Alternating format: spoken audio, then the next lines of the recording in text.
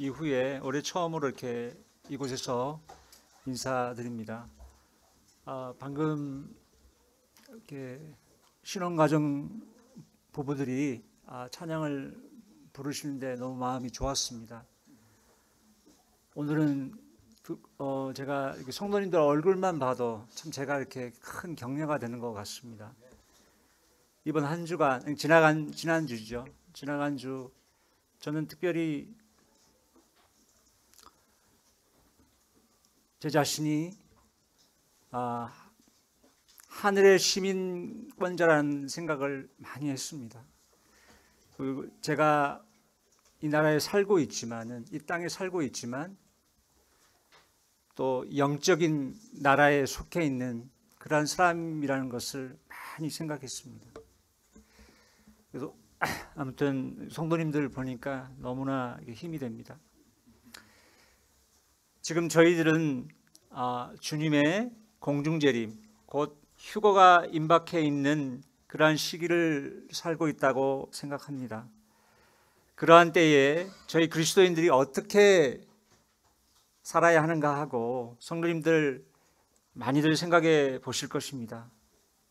또한 사단과 그의 어둠의 세력들은 얼마나 더 발광을 해야 되겠습니까?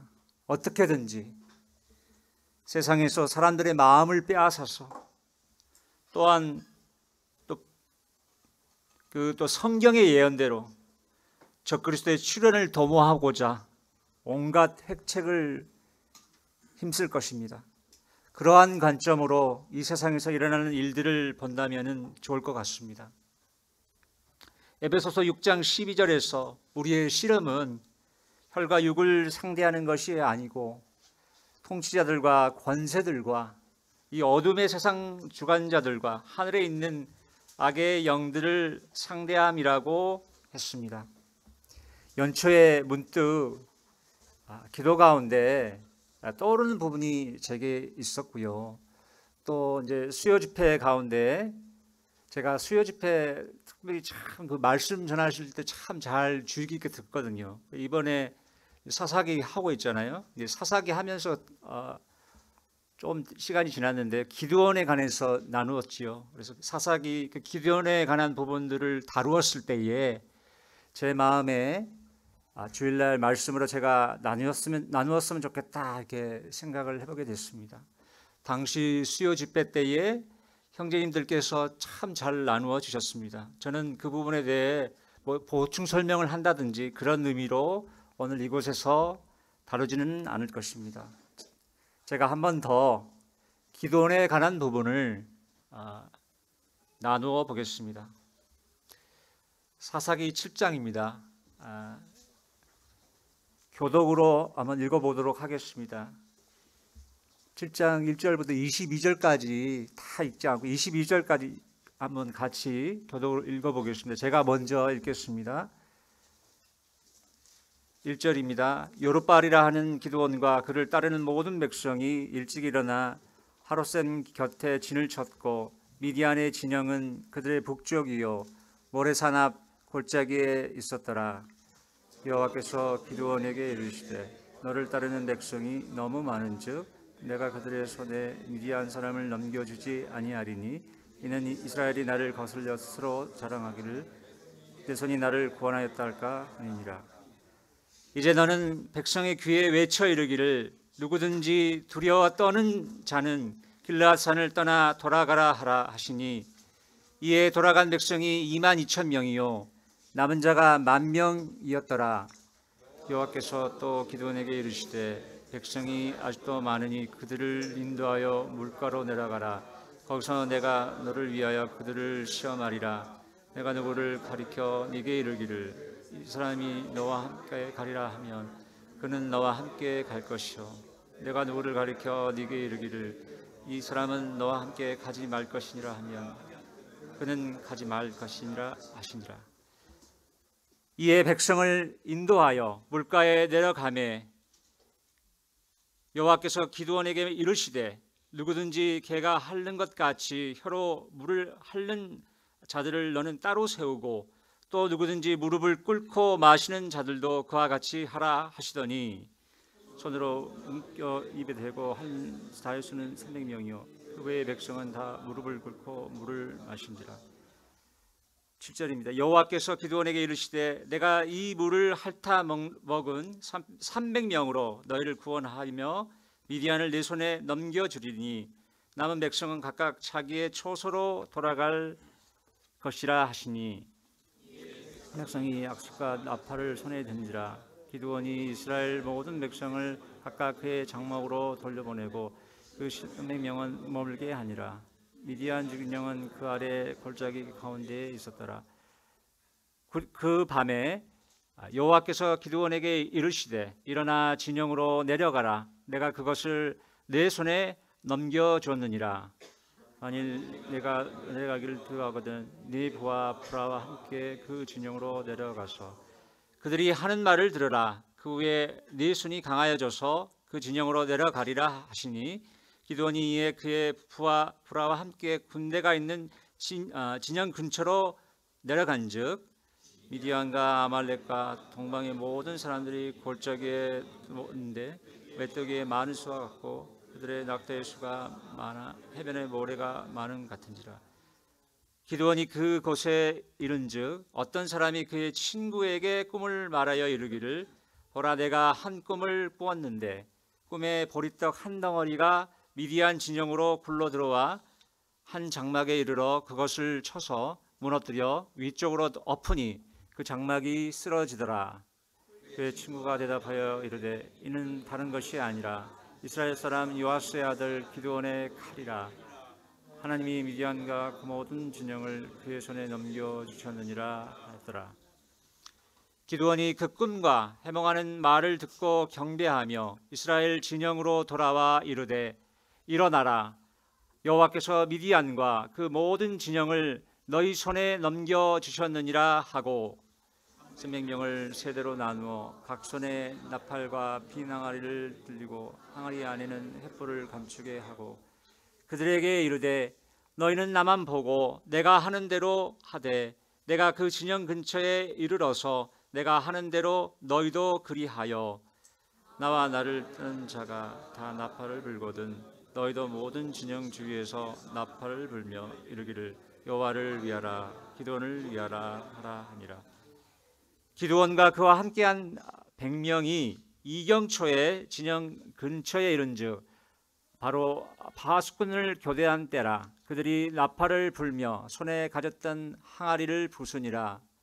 세대가 나팔을 불며 항아리를 부수고 왼손에 횃불을 들고 오른손에 나팔을 들어 불며 외쳐 이르되 여호와 기드온의 칼이다 하고 각기 제자리에 서서 그 진영을 에워싸매 그 온 진영의 군사들이 뛰고 부르짖으며 도망하였는데 300명이 나팔을 불 때에 여호와께서 그 온 진영에서 친구끼리 칼로 치게 하심으로 적군이 도망하여 스레라의 베시다에 이르고 또 핫바에 가까운 아벨루올라의 경계에 이르렀으며.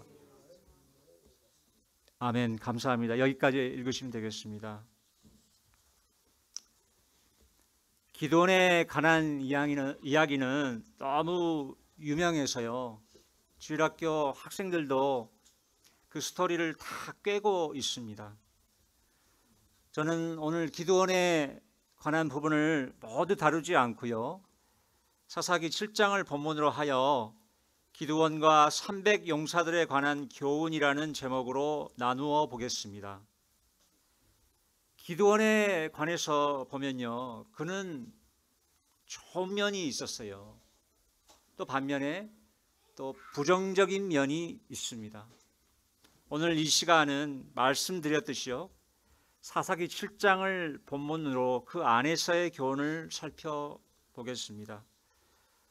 우선은 사사기 6장을 통해서 기드온에 관한 배경 설명을 드리겠습니다. 6장이 빠지면 7장만 이야기하는 것은 좀 의미가 없을 것 같아요. 사사기 6장을 아주 간략하게 한번 요약을 하겠습니다. 사사기 6장은요, 기드온의 부르심에 관한 내용을 담고 있습니다. 하나님께서 기드온을 이스라엘의 구원을 위해 부르셨다는 것입니다. 6장은 크게요 한 4파트로 나누어 볼 수가 있어요. 이스라엘의 비참한 상황과 그들의 부르짖음이 나옵니다. 또한 기드온에 대한 하나님의 부르심이 있습니다. 그리고 기드온의 하나님께 대한 성결됨이 있습니다. 마지막으로 적들의 신입과 기드온에 대한 하나님의 함께 하심이 나타납니다. 주요 구절들을 잠깐 살펴보겠습니다. 다 볼 수도 없어요. 주요 구절들만 제가 추려가지고 우리 성도님과 함께 이렇게 살펴보기를 원합니다. 1절에서요. 이스라엘의 죄로 인해서 하나님께서 이스라엘을 7년 동안 미디안의 손에 넘기십니다. 이스라엘이 하나님을 의지하지 않고 우상 숭배에 빠지면서 하나님께서 이스라엘을 미디안 족속을 통해 다루시게 됩니다.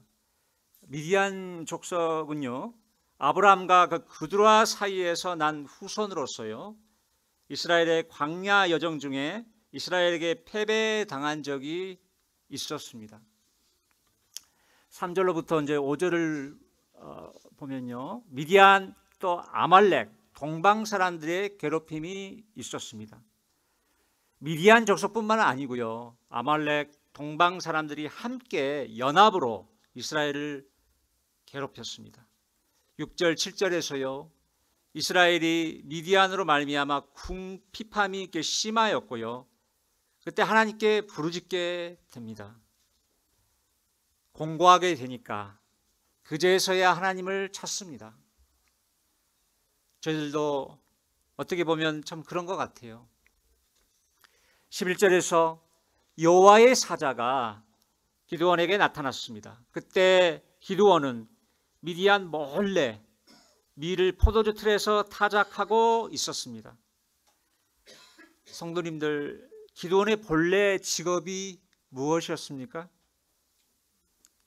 본래 직업이 무엇이었죠?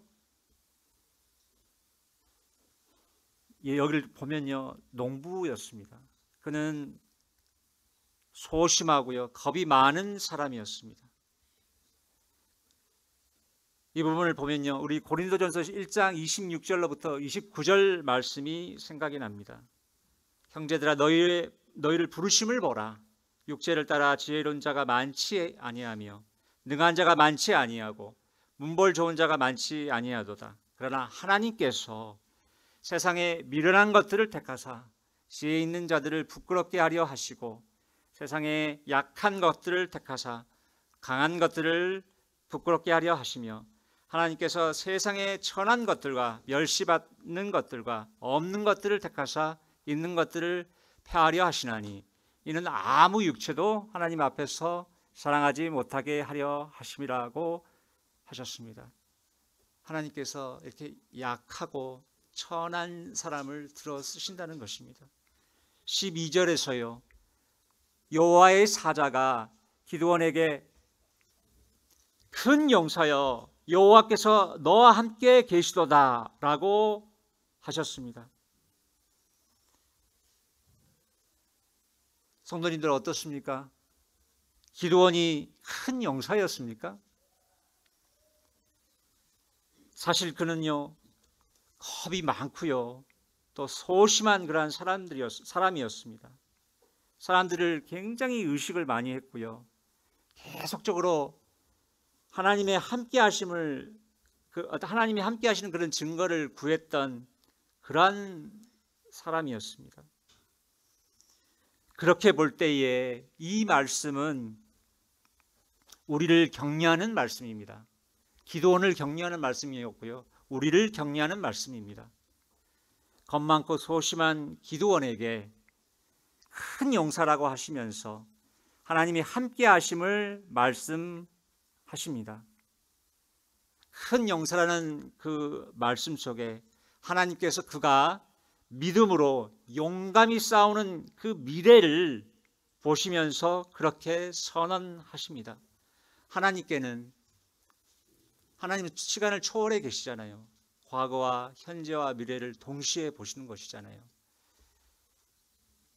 그래서 하나님께서 그렇게 말씀을 하셨습니다. 성도님들의 이름을 한번 넣어 보십시오.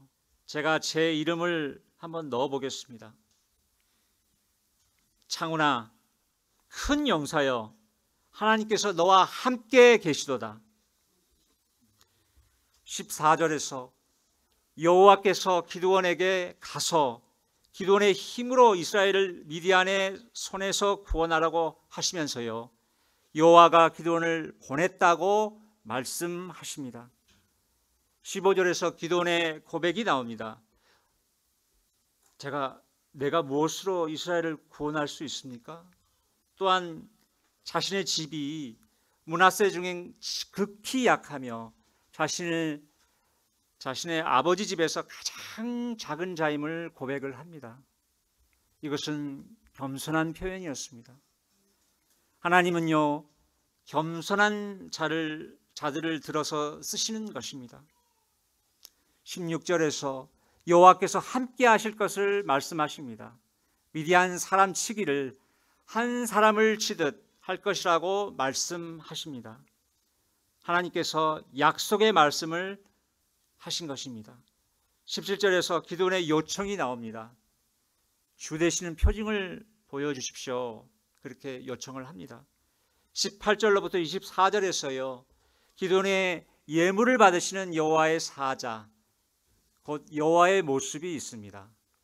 여기서의 그 여호와의 사자라고 하는 것은요, 구약 시대에 나타나셨던 그리스도를 나타냅니다. 그리스도이십니다. 기드온이 여호와를 보았지만은 그가 죽지 않았고, 그는 여호와를 위한 제단을 쌓고, 여호와는 평강이라는 뜻의 여호와 샬롬이라 하였습니다. 평강의 하나님이 성도님들과 함께 하십니다. 25절로부터 31절에서요, 기드온이 하나님께 성별되는 부분이 나옵니다. 곧 기드온이 여호와의 명예에 순종합니다. 아버지가요, 우상 숭배를 했던 거예요. 그때 아버지의 바알의 제단을 헐었고요, 그 기드온은 또 아세라 상을 찍어서 여호와를 위해 한 제단을 쌓고 아버지의 숫소를 잡아서 아세라 상의 나무로 번제를 드리게 됩니다.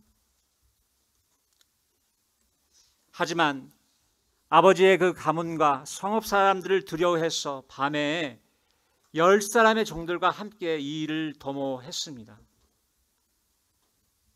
그 다음날 어떻게 됐습니까? 발칵 그 동네가 뒤집어졌잖아요. 마을 사람들이 와가지고 도대체 이거 누가 이랬어? 막 수소문 해보니 기드온이 해서 그를 죽이려고 왔습니다. 살벌한 상황이 연출되었습니다.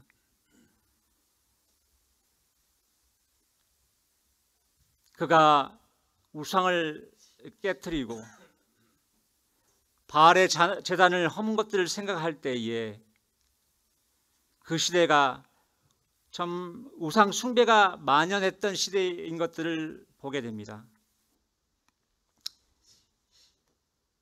기드온의 그 사람을 두려워하는 부분이 보이지만은요, 여기서 보면은 그는 믿음으로 하나님께 순종했던 것입니다.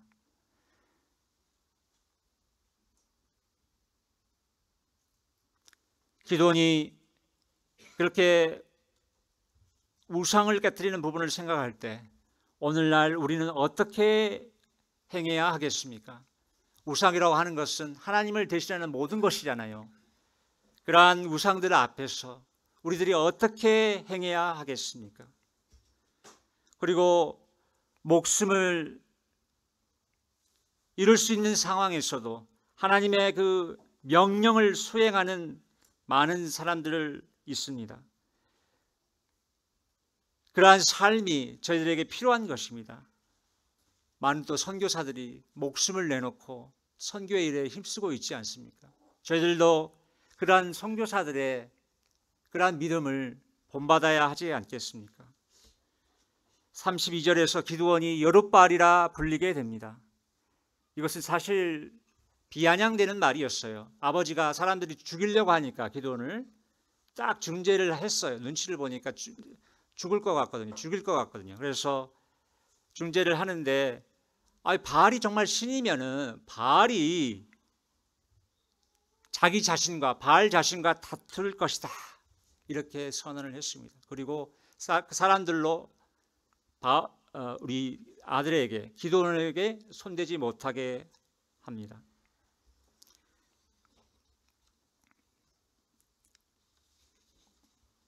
33절에서 미디안, 아말렉 동방 사람들의 침략이 있게 됩니다. 36절로부터 40절에서 기드온을 통해서 이스라엘을 구원하시고자 하는 표징을 보여달라고 양털을 가지고 요청합니다. 사실 이 부분을 보면요, 겁 많고 의심 많은 기드온의 모습을 또 볼 수가 있습니다.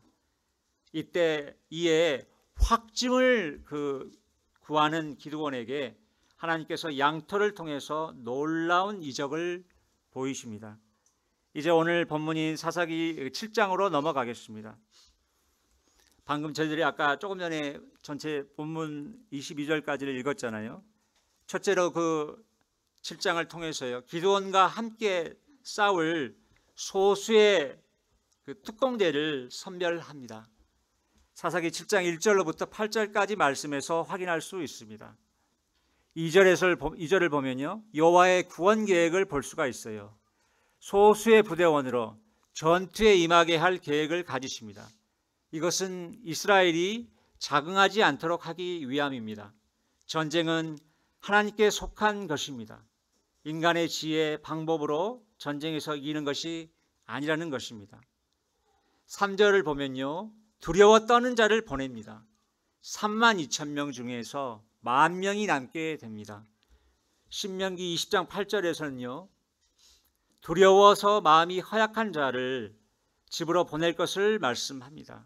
왜냐하면 그의 형제들의 마음이 그의 마음처럼 낙심될 수 있기 때문입니다.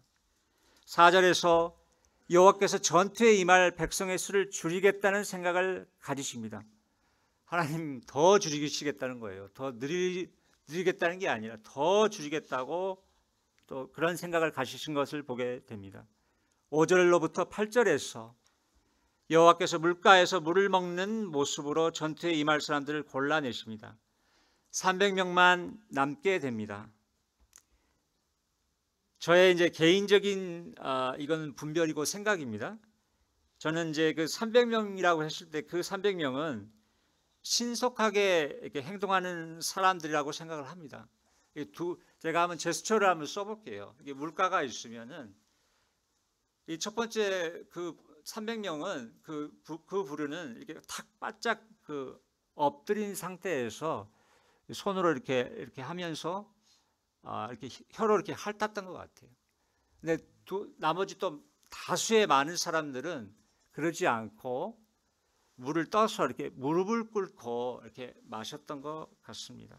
근데 이렇게 전자의 사람들, 400명의 사람들은 신속하게 행동하는 사람이었고요. 또 그 사람들은 하나님께서 자기 자신의 안위를 더 생각하지 않은 사람이라고 생각을 합니다. 곧 자신의 안위를 더 생각하며 경계를 취하는 자들이 돌려보내졌습니다. 무릎을 꿇고 물을 마시는 모습은 주의를 경계하는 모습일 것입니다. 자기 안위를 더 생각했다는 것이죠.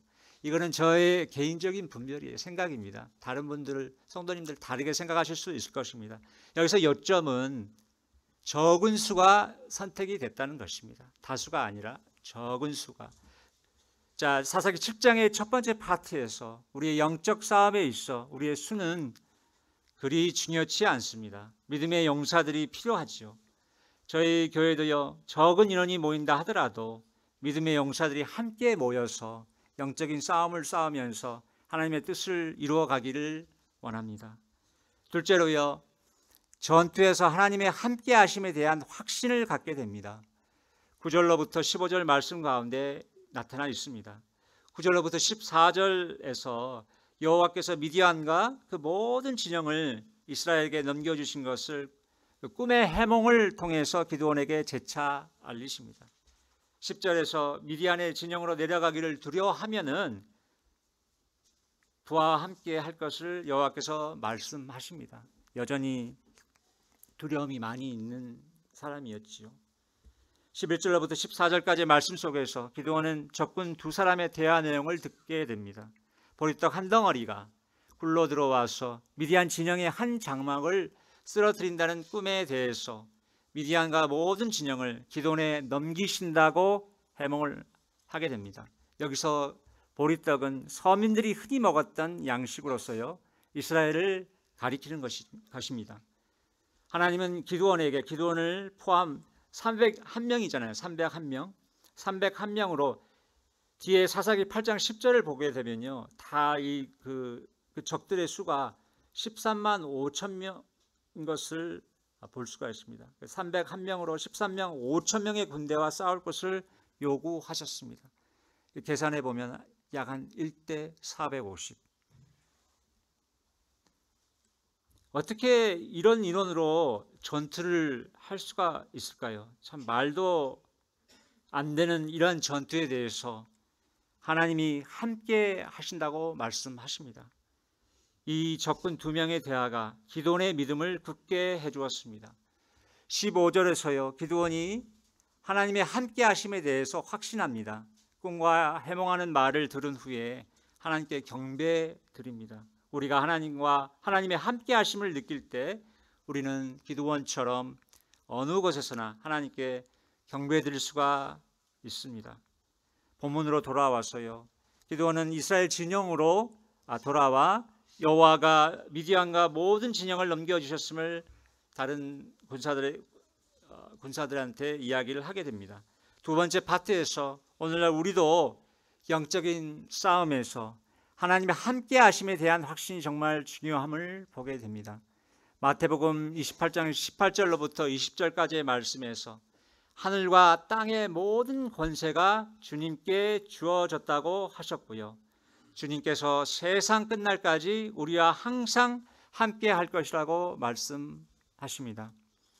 성도님들 낙심되고 또 마치 혼자 있는 것 같이 느껴질 때가 있습니다.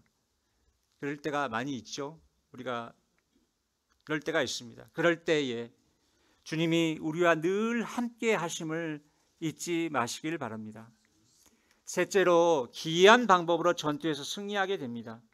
16절로부터 22절 말씀에서 발견하게 되는데요. 16절로부터 18절에서 세부적 전투 지시사항을 하달합니다. 300명을 세대로 나누고요. 나팔 횃불을 감춘 빈 항아리를 준비해서 기드온이 하는 것을 따라서 할 것을 지시합니다. 이것은 특별한 전투였습니다. 이런 전투가 또 있을까요? 참 특이한 전투 준비 모습이 아닐 수 없습니다. 19절로부터 22절에서 기드온과 300 용사들의 전투가 나옵니다. 기드온과 그와 함께한 100명의 그 한때가 이경 초에 그 적군의 진영 근처에 이르렀는데요. 파수꾼들이 교대한 때였습니다. 이경 초면요. 저녁 한 10시경쯤 됩니다. 이 위험함 또 그 깜깜한 밤 시간에 작전은 시작됩니다. 그들이 나팔을 불며 손에 가졌던 항아리를 부숩니다. 세대가 나팔을 불며 항아리를 부수고요. 왼손에 횃불을 들고 오른손에 나팔을 들어봅니다. 그리고 여호와와 기드온의 칼이다라고 외칩니다. 그리고 각기 제자리에 서서 그 진영을 에워싸게 되는데요. 그들이 나팔을 불고 항아리를 깨뜨렸을 때에 요란한 소리가 났을 것입니다. 항아리가 깨지면서 그 안에 횃불이 밝게 비쳤을 것입니다. 그리고 나서 여호와와 기드온의 칼이다라고 외쳤을 때 그 고함 소리는 여호와께서 그들에게 승리를 주신다는 확신이면서 적군들에게는 공포를 일으켰을 것입니다.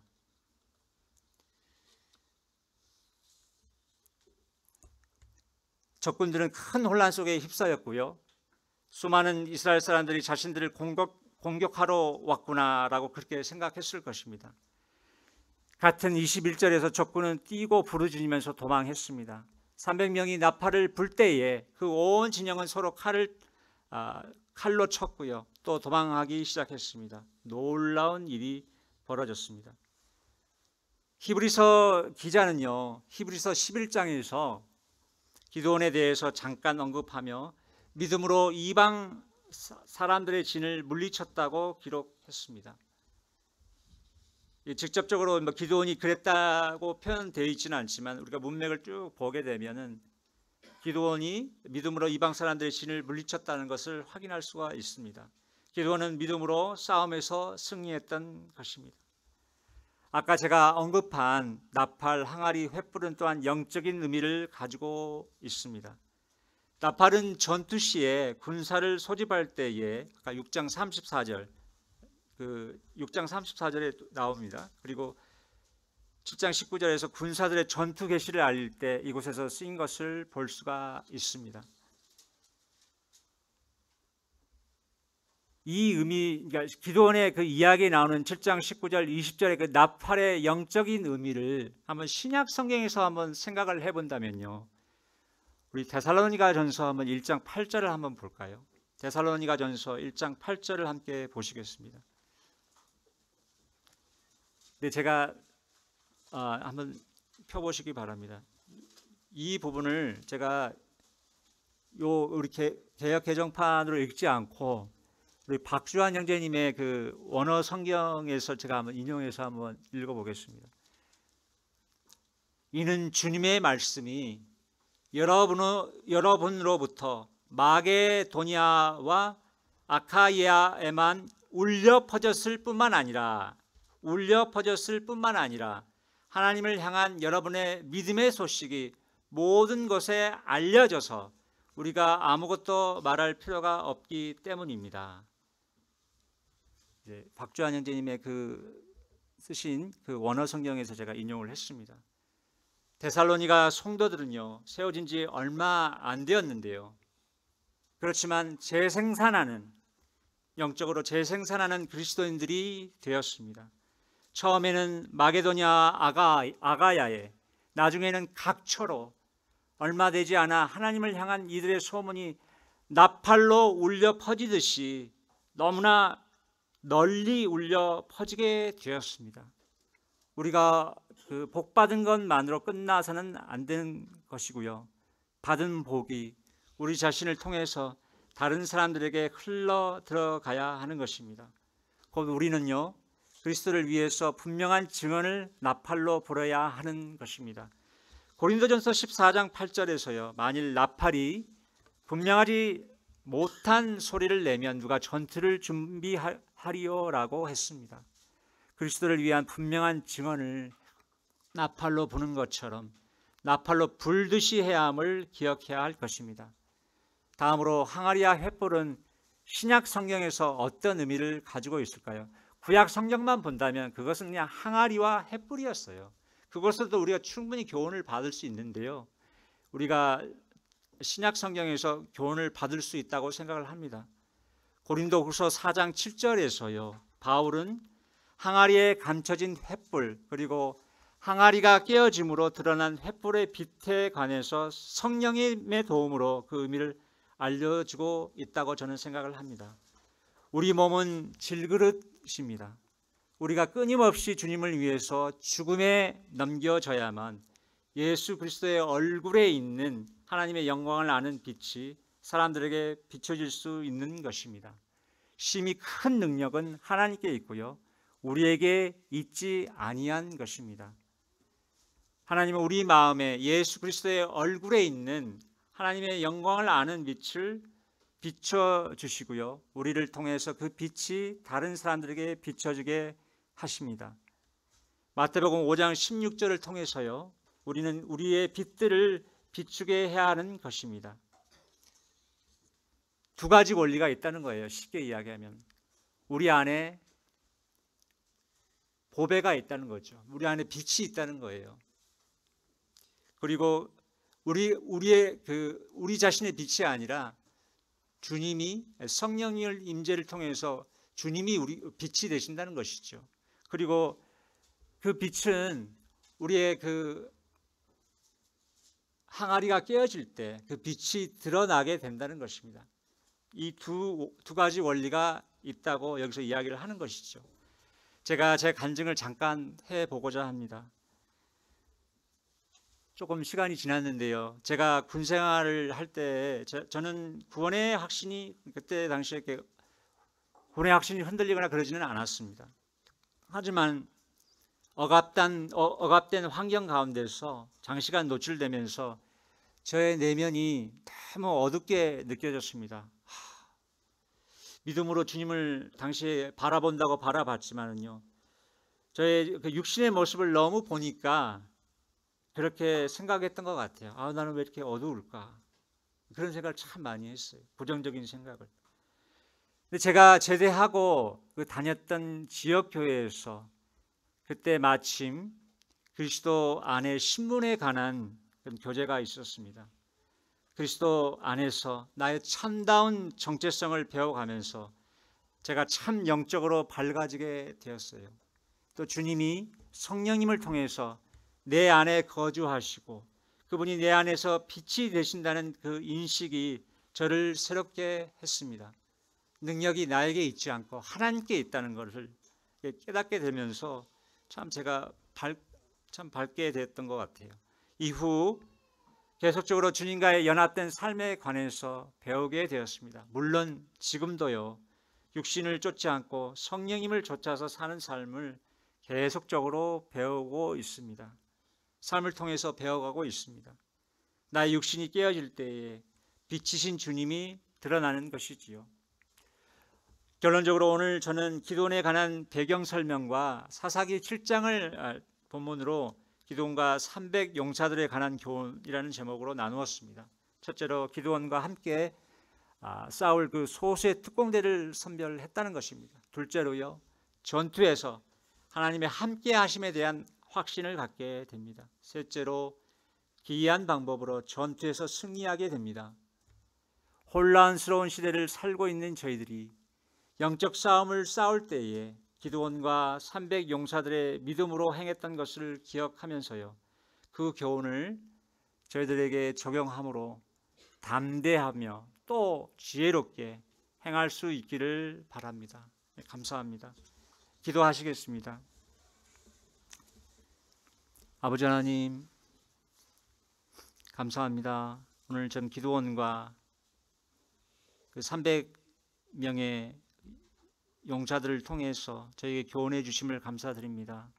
아버지 하나님, 어둡고 참 혼탁한 이러한 세대 가운데서 저희들이 좀 기도원과 함께 했던 용사들과 같이 믿음으로 살아갈 수 있도록 인도해 주시기 원합니다. 오늘 말씀을 감사를 드리며 우리 주 예수 그리스도의 귀하신 이름으로 기도했습니다. 아멘.